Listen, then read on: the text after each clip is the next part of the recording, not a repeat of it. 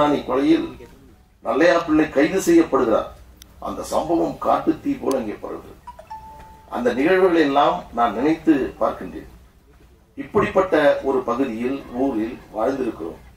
இதற்கு பின்னால் இவ்வளவு பெரிய சரித்திரம், இவருடைய போராட்டம், இவருடைய லட்சியங்கள் கொண்ட ஒரு தமிழரசன் அவருடைய நூல் வெளியீட்டு விழாவில் என்னை அழைத்ததற்காக உள்ளபடியே கௌதம் அவர்களுக்கும் அண்ணன் சிவசுப்பிரமணியம் அவர்களுக்கும் எனது மனமார்ந்த நன்றியை தெரிவித்துக் கொள்கிறேன்.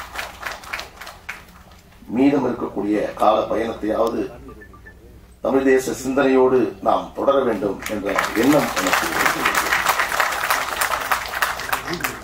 வீரப்பனை பற்றி தேடல், தெரிதல், புரிதல் எல்லாம் வருது. அந்த வேலையை செய்த அவர் தான் என் அன்பு சகோதரர் தான் இந்த சிவசுப்பிரமணியம். காட்டுக்குள்ளிருந்தும் மக்களுக்கு வீரப்பனை கொண்டு வந்தவர். இப்போது நாட்டுக்குள் இருந்த எங்கள் அண்ணன் பெரியவர் தமிழரசனை மக்களுக்கு அறிமுகப்படுத்துகிறார். ஒரு வரலாற்றில் பெரிய பணி. நான் நம்ம பாரம்பரிய நெல் வகைகளை தொலைத்து விட்டோம். ஒவ்வொரு புத்தகமும் ஒரு விதை நெல்லுக்கு சமம் என்று புரட்சி பாவலர் சொல்கிறார். அதில் என் தம்பி கவுதமன் கூட குறிப்பிட்டார். இது ஒரு ஆகச்சிறந்த வீரியமிக்க விதை நெல். இது நெல் ஜெயராமன் அவர்கள் 500க்கும் மேற்பட்ட நம் பாரம்பரிய விதைகளை ஊர் ஊராக தேடி சென்று சேமித்தது போல என் அன்பு சகோதரன் சிவசுப்பிரமணியம் அவர்கள் பெரியவர் தமிழரசனை பற்றிய செய்திகளை ஊர் ஊராக தேடி சென்று ஒவ்வொருவராக சந்தித்து சேமித்திருக்கிறார் என்பதில் ஒரு ஐயமும் இல்லை. அதில் என்னுடைய சகோதரன் பாலா அவர்கள், அது வழக்கறிஞர் பாலு, என் தம்பி கௌதம்னு சொன்னது போல மாற்று கருத்து ஒருவரால் இவ்வளவு பெரிய பணியை செய்த முடிந்திருக்கிறது. அதுக்கு பாராட்டணும், அதுக்கு நம்ம பாராட்டணும். அப்போ நீங்கள் இப்போ ஜான் எஃப் கென்னடி கொல்லப்பட்ட போது ஒருத்தர் படம் எடுத்தார், இப்படி சுட்டார் என்று, அதுவும் ஓடிச்சு.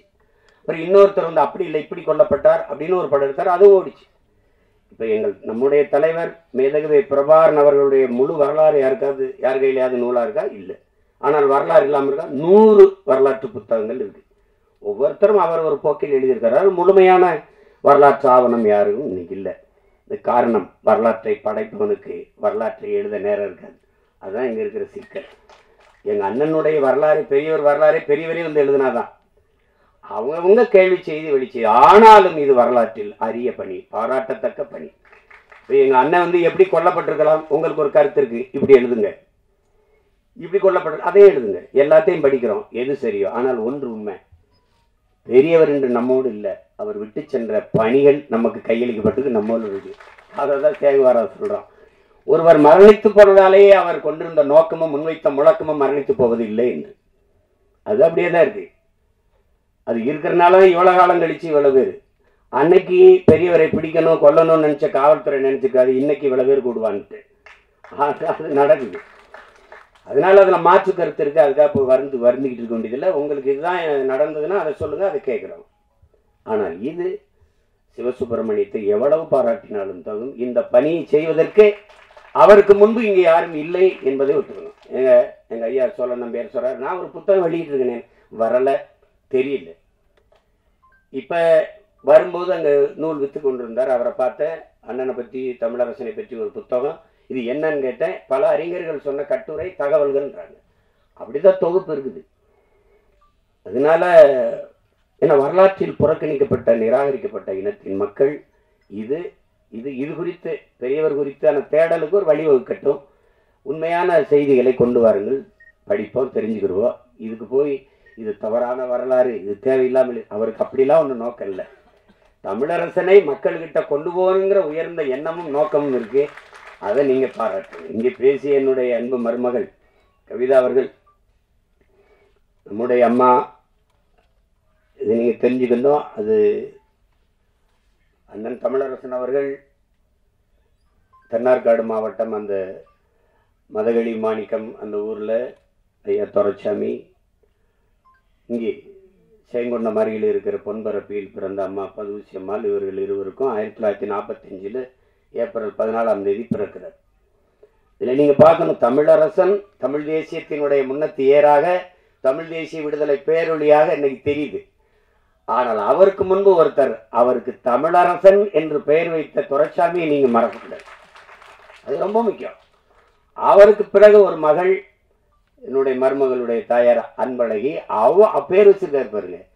இன்னைக்கு என்ன பேர் வைக்கணும்னே தெரியாம விதுசா கதுசா எதையோ பேர் வச்சுட்டு அலையும் போது அத்தனை ஆண்டுகளுக்கு முன்பு ஒரு மகன் தமிழரசன் அன்பழகி என்று பெயர் வைத்திருக்கிறார் என்றால் அவர் எவ்வளவு பெரிய, அவர் தான் உண்மையிலேயே தமிழ் தேசிய விடுதலையின் முன்னத்தியே.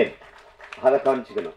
அப்புறம் பதுசம்மா உங்களுக்கு தெரியும், எனக்கு தனிப்பட்ட முறை நான் அரியலூரில் தங்கை செங்கோடியின் நினைவு கூட்டத்தை நடத்தும்போது அந்த கூட்டத்திற்கு வந்து சிறப்பு செய்தவர் அம்மா. மழை பெய்தபோது நான் அம்மாவுக்கு கொடை பிடிச்சேன், இல்லை நானே பிடிச்சிக்கிறேன்னு பிடிச்ச அந்த தாய். அதில் என்னுடைய மருமகள் சொல்கிறாங்க, அம்மாவை பற்றி நீங்கள் தெரிஞ்சுக்கணும், பல முறை பெரியவர் சிறைப்பட்டார் வந்தபோது ஒரு தடவை கடுமையாக, எப்பவும் சிறைப்பட்டா என்ன நடக்கும்னு தெரியும், தம்பி அடி வாங்கினவன் தான், அது எங்கள் அப்பாவோட பல தடவை அடி வாங்கியிருக்காரு. அதில் ரொம்ப அடி. அந்த காயத்தோடு அம்மா பார்க்க போகும்போது தள்ளாடி தள்ளாடி கால் வலியோடு நடந்து வரும்போது வந்து நான் வந்து திருமணமாகி அழுகிறார்கள் அம்மா பதுசி அவர்கள். நீ வந்து பல ஆண்டு குழந்தை பிறக்காம பல கோயில்கள் வேண்டாத தெய்வங்களை கும்பிடாத சாமியில் அப்படி பிறந்தவன் நீ, என் மகனை இந்த தவமிருந்து பெற்ற என் மகனை இப்படி காயங்களோடு இப்படி இந்த நிலையில் பார்க்கவா நான் அவ்வளவு வர வேண்டி உன்னை பெற்றேன் என்று சொல்லும்போது அவர் சொன்ன பதில், அவர் பெரியவர் சொன்ன பதில், அப்படி பிறந்தவன் அப்படின்னு. நீ பல வருஷம் வேண்டி வர இருந்து ஒரு மகன் பிறந்தான் என்று நினைச்சாதானே உனக்கு கஷ்டம் இருக்கும். அப்படி ஒரு மகன் பிறக்கவே இல்லை நினைச்சிட்டு போயிரு. அப்படி அந்த தாய் பதுசி அம்மாள் அவருடைய நினைவிடத்துக்கு கட்ட தெரியல உங்களுக்கு. உடற்கரையில் ஒவ்வொருத்தருக்கும் கடற்கரையில் 2 ஏக்கரில் சமாதி இருக்கு. இது என் மருமகளுக்கு சொல்லணும். நான் அம்மாவுக்கு சமாதி கட்டுவேன், பல பேருக்கு கட்டுவேன், அதில் என் அம்மாவுக்கு கட்டுவேன். வேலி என்ன வேலி போடுவோம், அதெல்லாம் ஒரு பெரிய பிரச்சனை இல்லை. நம்ம வேலி போடுவோம், அங்கே மதில் சுவரில் கோட்டையே கட்டுவோம், தமிழரசனுக்கு சிலை என்ன கோயிலே கட்டுவோம். நமக்கு ஒரு காலம் வரும், இங்கே இருக்கிற எல்லாரும் சேர்ந்தா அது சாதாரணமாக நடக்கும். அதெல்லாம் ஒரு பெரிய இது இல்லை, அது ஒரு இது இல்லை. நீங்கள் கவலைப்படாமல் இருங்க, அதில் உரிய நேரத்தில் உரியது நடக்கும். அப்போ தாத்தா கலியபெருமாள் கூட தான் இடம் இல்லை, சிலை இல்லை, பிரச்சனை இருக்குது, செய்வோம்.